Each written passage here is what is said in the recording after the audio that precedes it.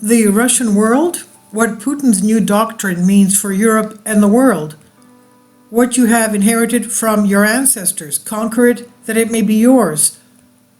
Goth Faust. It's an article by Leonidas Aposkitis.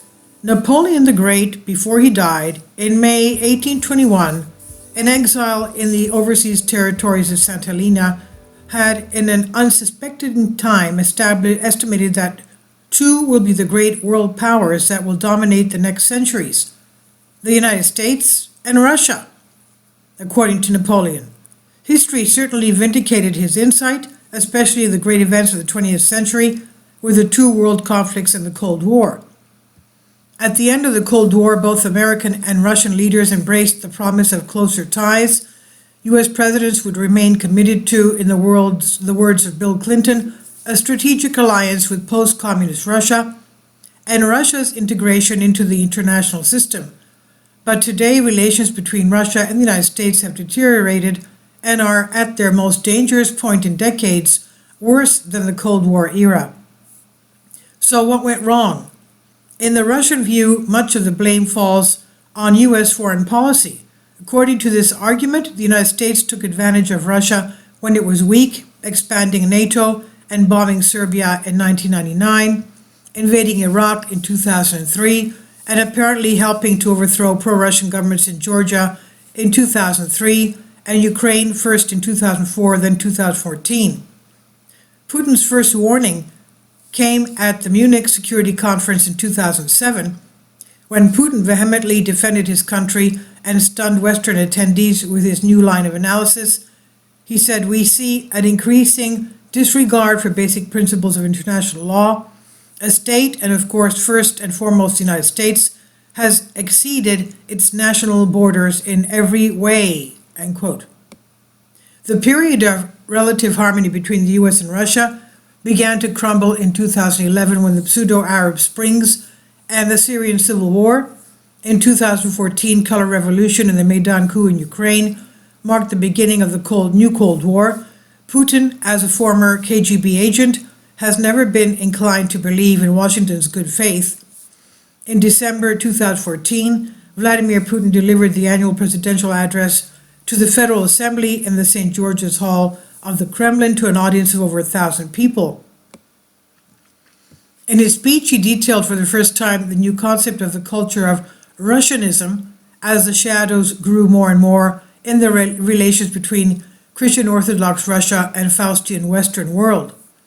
As he emphasized on the annexation of Crimea, quote, "It was an event of particular importance for the country and the people because our people live in Crimea and the peninsula is of strategic importance for Russia as a spiritual source of development of the multifaceted but solid Russian nation and the centralized Russian state.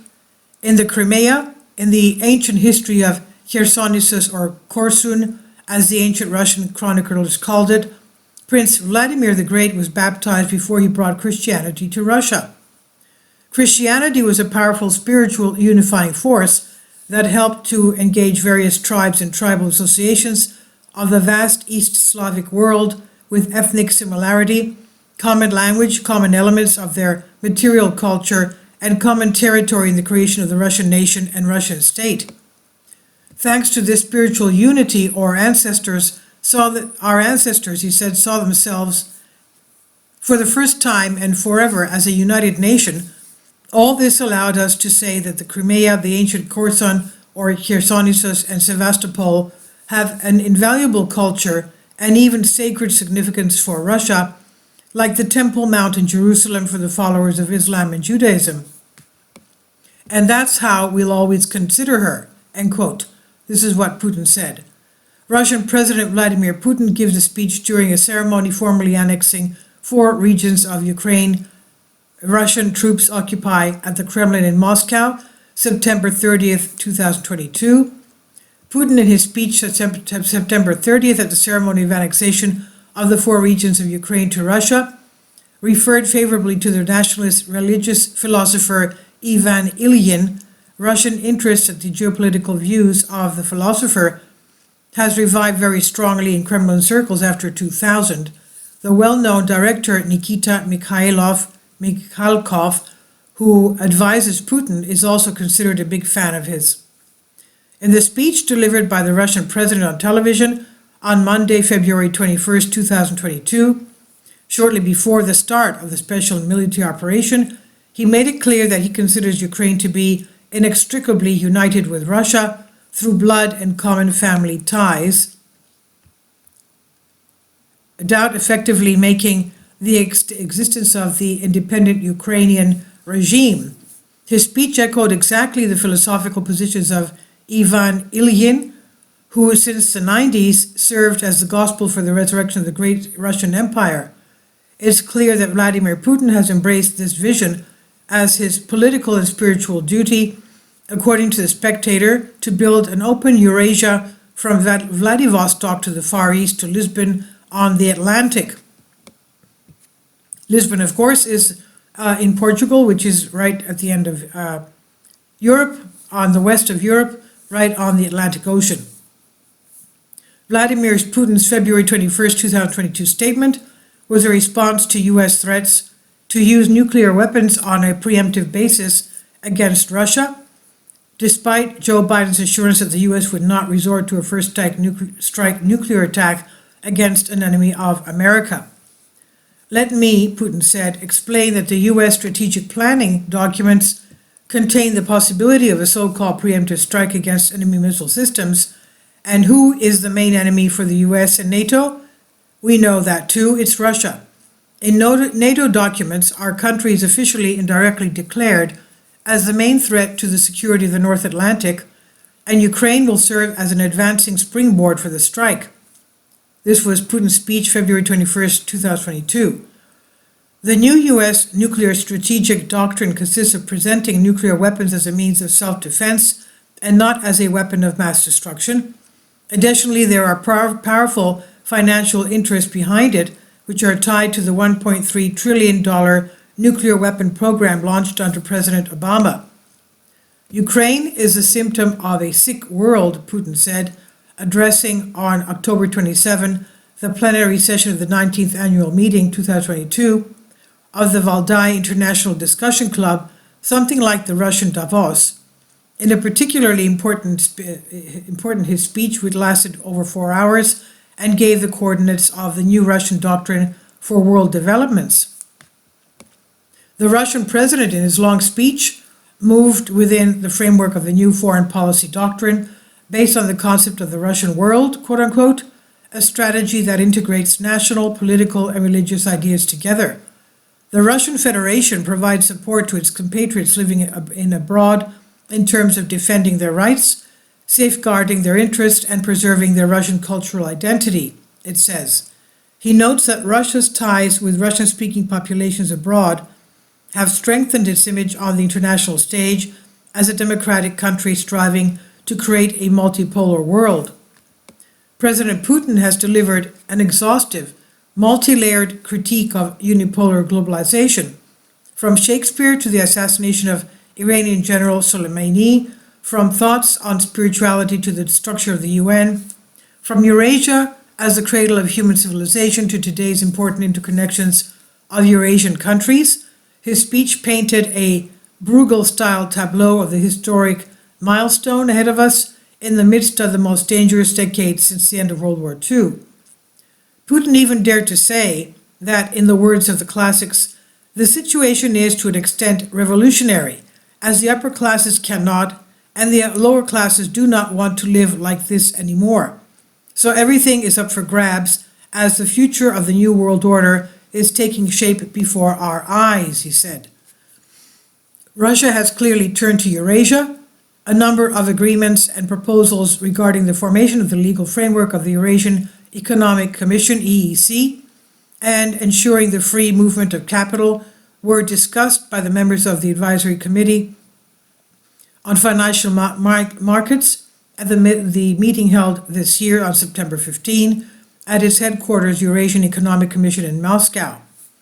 Putin's speech and interventions in the questions and answers that followed should be analyzed as a coherent vision of the past, present, and future. Here we bring you the top 10 highlights as caught by us at the Asian Times.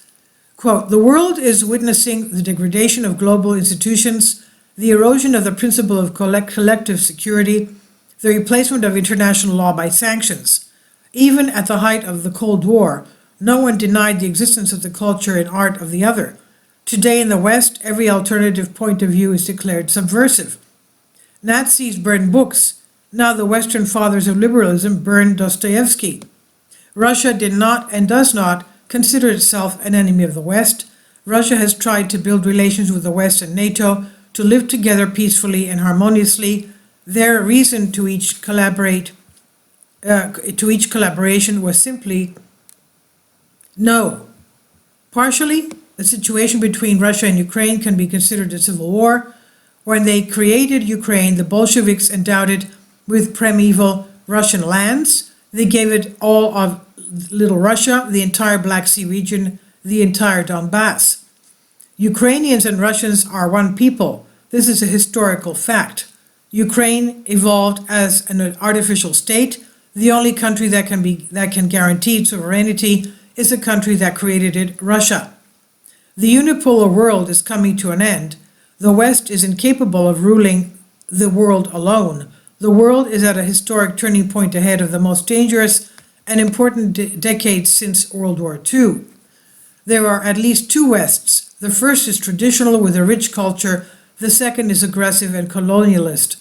We don't need a nuclear strike on Ukraine. There is no point, neither political nor military.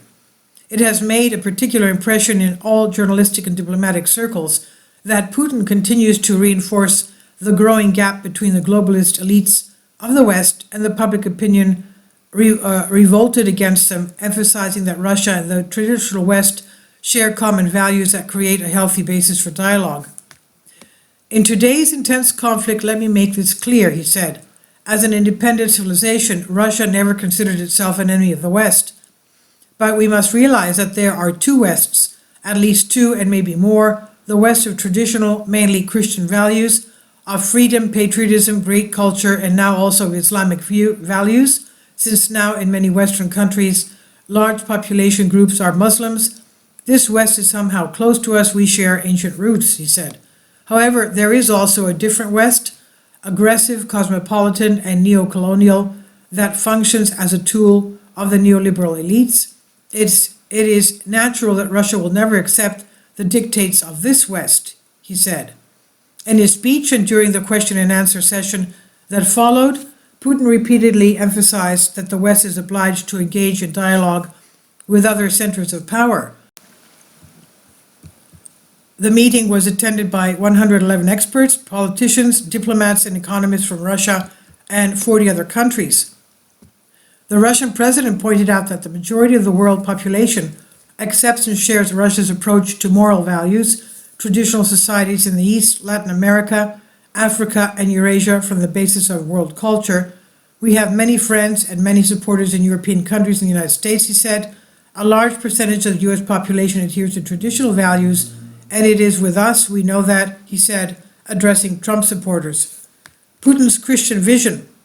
Since Putin came to power in 2000, it has been fashionable among researchers, journalists, and politicians to try to find out how Putin thinks. It's significant how Putin, in his biography entitled In the First Person, believes that the first line in any Russian legal code should be moral values, and that Russia should be concerned with its intellectual position as well as for its geographical. To understand Putin's vision for Russia, we must consider his views of spirituality in the work of Christian thinkers such as Nikolai Berdyaev and Ivan Ilyin and Vladimir Solovyoy. Nikolai Alexandrovich Berdyaev, 1874 to 1948, was a Russian philosopher of religion who emphasized the existential spiritual significance of human freedom and the human person. According to Berdyaev, man unites two worlds, the divine and the natural. The two natures, he says, must be united through freedom and creativity to overcome the dualism of existence.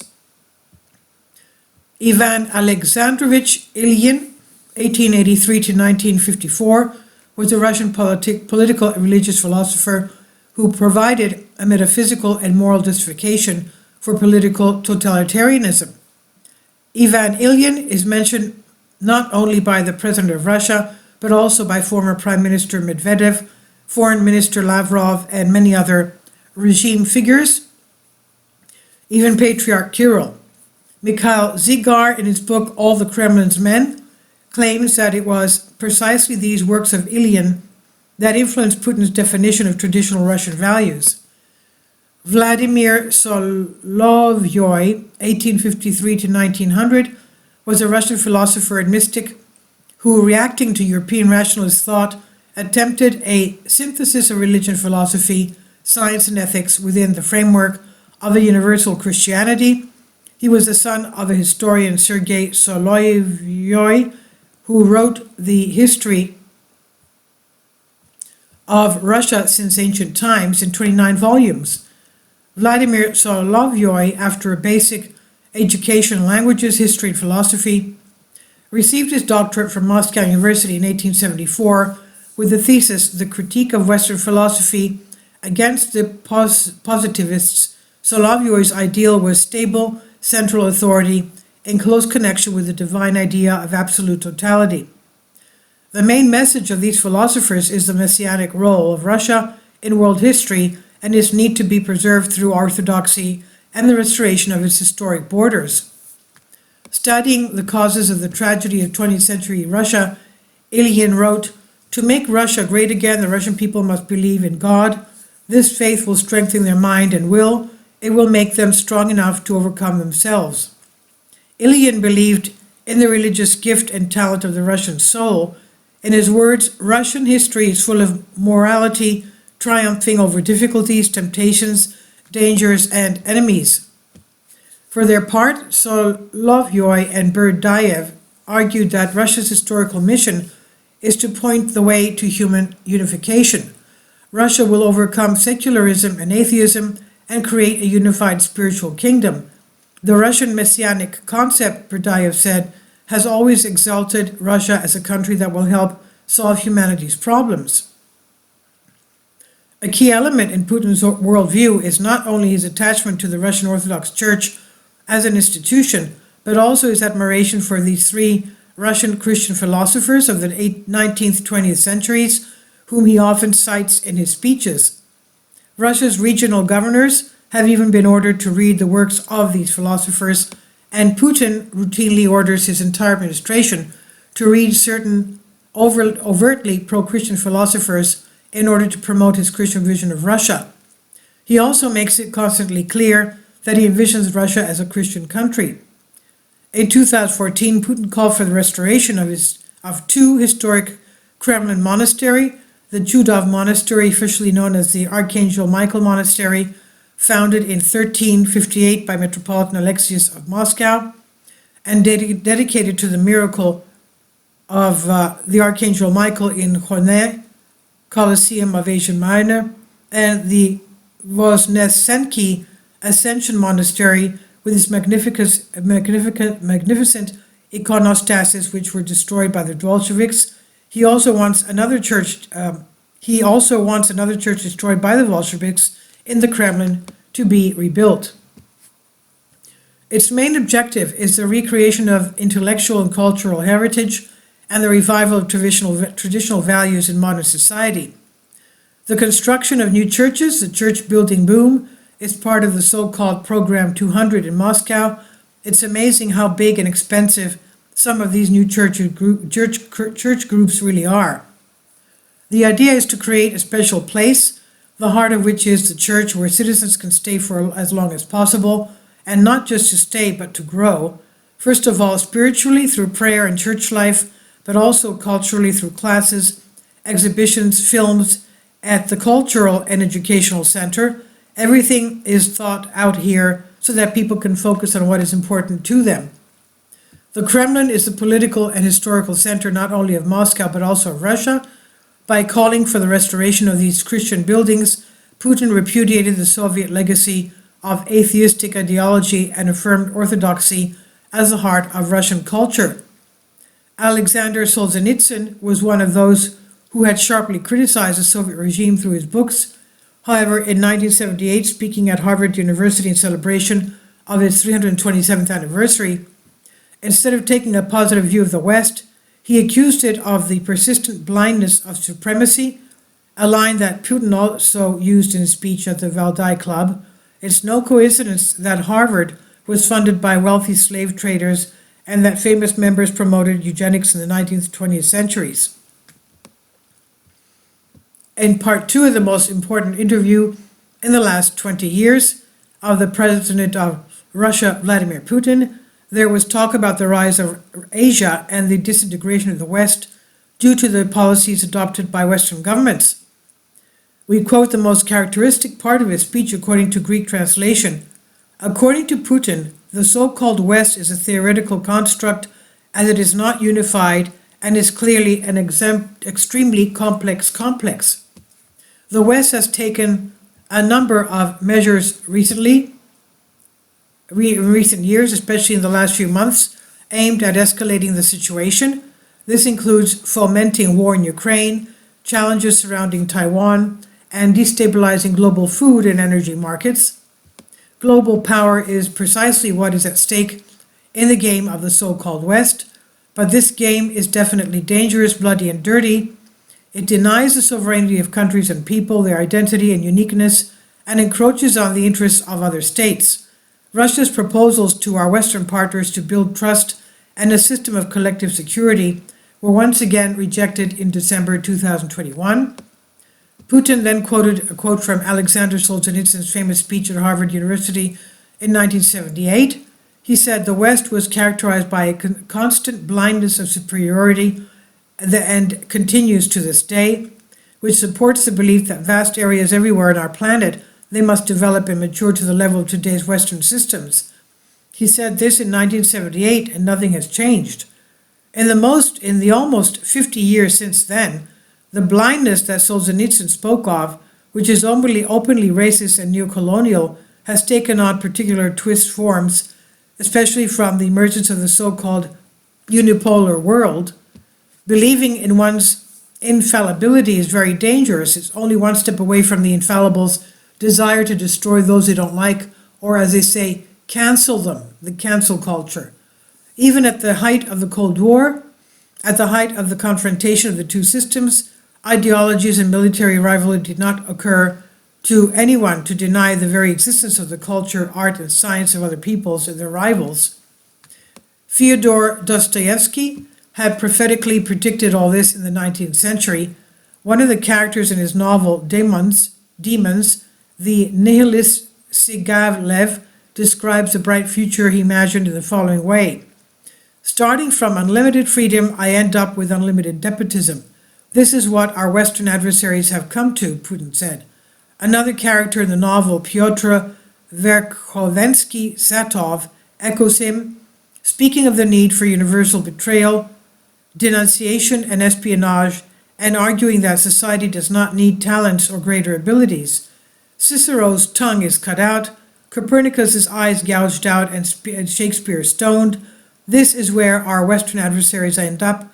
This is what is this if not Western nullification culture? Putin asked. He also referred to another Russian philosopher, Alexander Zinoviev, who more than 20 years ago said that Western civilization needed the entire planet as a means of existence and all the resources of humanity to survive at the level it had reached. That's what they want, and that's just the way things are. Moreover, the West initially secured an enormous lead in this social system because it had itself developed its principles and mechanisms. But once non-Western countries began to reap some of the benefits of globalization, especially the large nations of Asia, the West immediately changed or completely abolished many of these rules. And the so-called scared principles of free trade, economic openness, equal competition, and even property rights were suddenly completely forgotten. They changed the rules on the fly, on the spot, wherever they see an opportunity for themselves. Here's an example of the substitution of concepts and meanings. For many years, Western ideologues and politicians told the world that there was no alternative to democracy. Admittedly, they meant the Western-style so-called liberal model of democracy. They arrogantly rejected all other variations and forms of government by the people. This way is formed from the colonial era, as if everyone else was second-rate, while they were exceptional. And this has been going on for centuries and continues to this day. For example, proposals by Hungarian Minister of Parliament in July to codify a commitment to European Christian values and culture in the Treaty on European Union were seen as a direct and hostile act of sabotage. What does that mean? At this point, Vladimir Putin reminded that over 1,000 years, Russia has developed a unique culture of interaction between all the religions of the world. There is no need to invalidate anything, be it Christian values, Islamic values, or Jewish values. We have other world religions, and all you need to do is respect each other in our religion, in our regions. I just know it firsthand. People celebrate Christian, Islamic, Buddhist, and Jewish holidays together, enjoyed as they congratulate each other and rejoice for each other. Respect for the ways and customs of people and cultures is in everyone's interest. In fact, this is also in the interest of the West, which is fast becoming a minority on the international stage as it loses its dominance. Certainly, the right of the Western minority to its own cultural identity must be guaranteed and respected, but most importantly, on the equal footing with the rights of any other nation. The new doctrine of the Russian world attaches great importance to the economic and political potential of Eurasia. There are several transnational associations of the Eurasian continent where regional powers jointly oppose the economic dominance of the globalists, the IMF, and the World Bank. If the Western elites think that they can get their people and societies to adopt weird and trendy ideas like dozens of genders or gay pride parades, so be it. Let them do what they want, but they certainly have no right to tell others to follow in their footsteps. The world is inherently diverse, and the West's attempt to mold everyone into the same pattern are clearly doomed. Nothing will come of them. The arrogant ambition to achieve world domination and in effect to dictate or maintain leadership through dictation actually diminishes the international prestige of the world of the leaders of the Western world, including the United States. Quote, I am convinced, concluded the Russian president, that the nations of the world will not turn a blind eye to the policy of coercion that has been discredited. Each time the West will have to pay a higher price for its efforts to maintain its hegemony. If I were a Western elite, I would seriously consider this prospect. As I said, some political scientists and politicians in the United States are already thinking about this. In today's climate of intense conflict, I will be straight about certain things. As an independent and separate civilization, Russia has never considered and does not consider itself an enemy of the West. Americanophobia, Anglophobia, Gallophobia, and Germanophobia are the same forms of racism as Russophobia or anti-Semitism, and incidentally xenophobia in all its forms.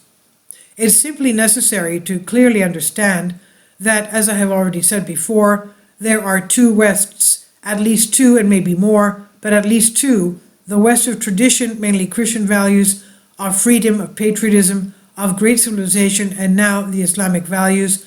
A significant part of the population in many Western countries follow Islam. The West is close to us in something. We share common, even ancient roots with her, but there is also a different West, the aggressive, cosmopolitan, and neo-colonial. It functions as a tool of the neoliberal elites. Of course, Russia will never come to terms with the dictates of this West, end quote. We are at the historical crossroads, perhaps the most dangerous, unpredictable, and at the same time most important decade since the end of the Second World War awaits us. The West is unable to rule humanity alone, and the majority of nations no longer tolerate this.